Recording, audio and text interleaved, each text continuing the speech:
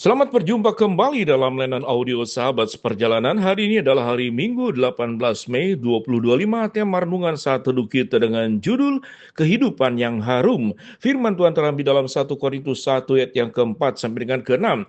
Aku senantiasa mengucap syukur kepada Allahku karena kamu atas kasih karunia Allah yang dianugerahkannya kepada kamu dalam Kristus Yesus. Sebab di dalam Dia kamu telah menjadi kaya dalam segala hal, dalam segala macam perkataan dan segala macam pengetahuan, sesuai dengan kesaksian tentang Kristus yang telah diteguhkan di antara kamu. Mari kita berdoa. Bapa dalam surga, biarlah kehidupan kami sungguh menjadi kehidupan yang harum, karena sebuah kehidupan yang sesuai dengan kehendak Allah. Dalam nama Tuhan Yesus kami berdoa, amin.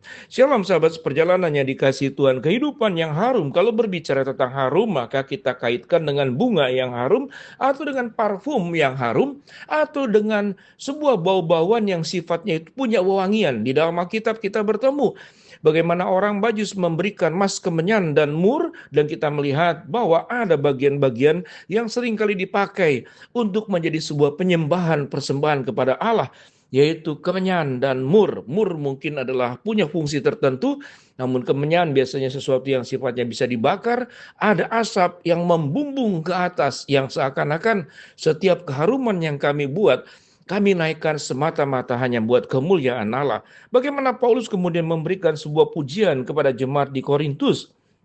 Ayat ini berbunyi, aku senantiasa mengucap syukur kepada Allahku karena kasih karunia Allah yang dianugerahkan kepadamu dalam Kristus Yesus, sebab di dalam Dia kamu telah menjadi kaya dalam segala hal, dalam segala macam perkataan dan segala macam pengetahuan, termasuk juga tentu di dalam segala perbuatan. Pada ayat yang berikut dikatakan, demikianlah kamu tidak kekurangan dalam suatu karunia pun, sementara kamu menantikan penyataan Tuhan kita Yesus Kristus. Di sini kita melihat ada berkat Allah yang dicurahkan kepada jemaat di Korintus. Kita tahu dengan jelas ada banyak karunia-karunia yang dilimpahkan kepada jemaat di Korintus, baik karunia pengetahuan, karunia bernubuat, tentu juga karunia berbahasa roh, menerjemahkan bahasa roh. Tetapi yang paling penting adalah bahasa kasih yang ditunjukkan oleh jemaat Korintus, bagaimana jemaat Korintus adalah satu gereja yang sangat bermurah hati untuk bisa menolong mereka-mereka yang di dalam kesusahan. Mereka kelompok orang yang sangat mudah sekali berbagi. Ayat kelima dikatakan, sebab di dalam Dia kamu telah menjadi kaya di dalam segala hal. Kata kaya di dalam segala hal adalah sebuah kekayaan yang sifatnya holistik, menyeluruh. Tidak hanya berbicara tentang kekayaan finansial.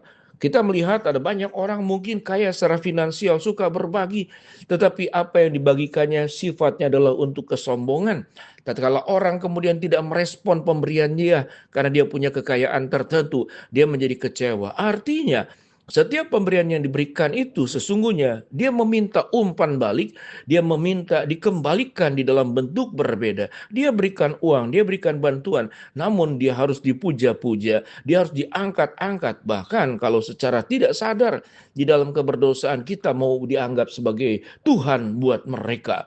Lalu kita berkata dalam hati kita, kalau tanpaku kamu tidak bisa apa-apa, maka Tuhan tidak lagi ditempatkan. Tetapi kalau perkataan di dalam ayat ini, kamu menjadi kaya di dalam segala hal.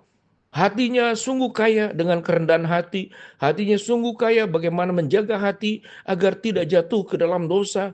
Tidak hidup di dalam iri hati. Tidak hidup di dalam perpecahan. Jemaat Korintus dalam segala kelebihannya juga. Kita melihat catatan bahwa mereka juga berpotensi untuk pecah belah. Aku dari golongan Apolos, aku dari golongan Paulus, aku dari golongan Kristus. Itu potensi dalam kelemahannya.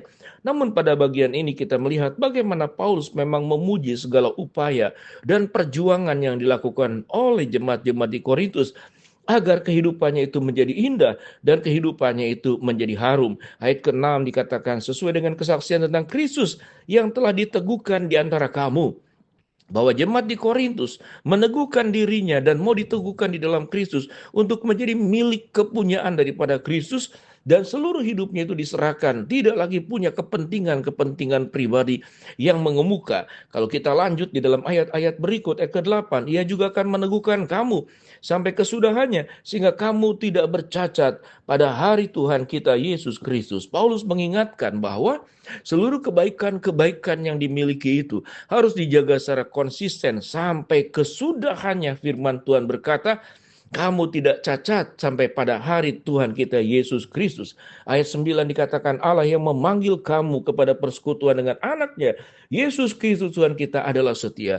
Khusus pada ayat yang ke-9. Bagaimana supaya kehidupan kita mengalami sebuah kehidupan yang harum. Alkitab mencatat, hendaklah engkau bersekutu di dalam persekutuan dengan anaknya Yesus Kristus, Tuhan kita yang adalah setia. Setiap kita punya banyak sekali kesempatan mengikatkan diri kepada banyak hal.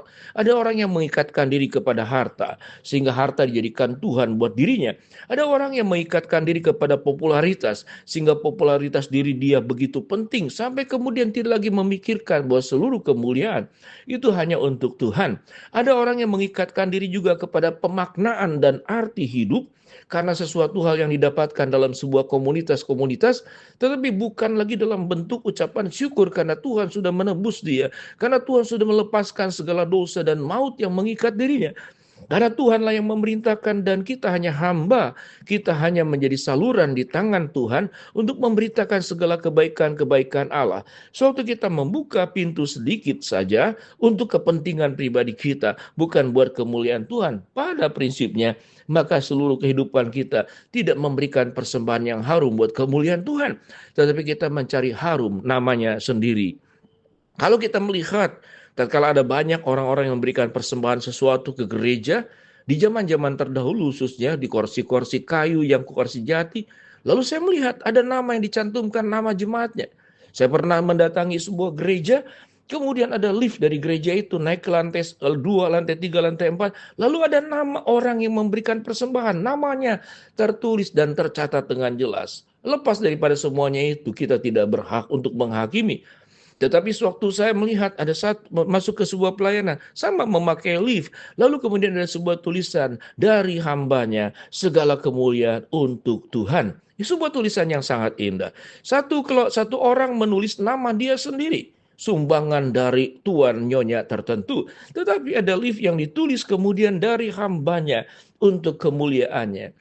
Dia tidak menyebutkan namanya, tapi dia menyebut status dirinya sebagai hamba Allah dan hanya untuk kemuliaan Allah. Seyogianya kalimat dan tulisan ini menjadi sebuah prinsip yang sama persis seperti yang dicatatkan di dalam firman Allah, bahwa segala sesuatu hanya untuk kemuliaan Allah dan hanya bagi Dialah. Maka sewaktu apa yang kita perbuat, kehidupan kita menjadi harum.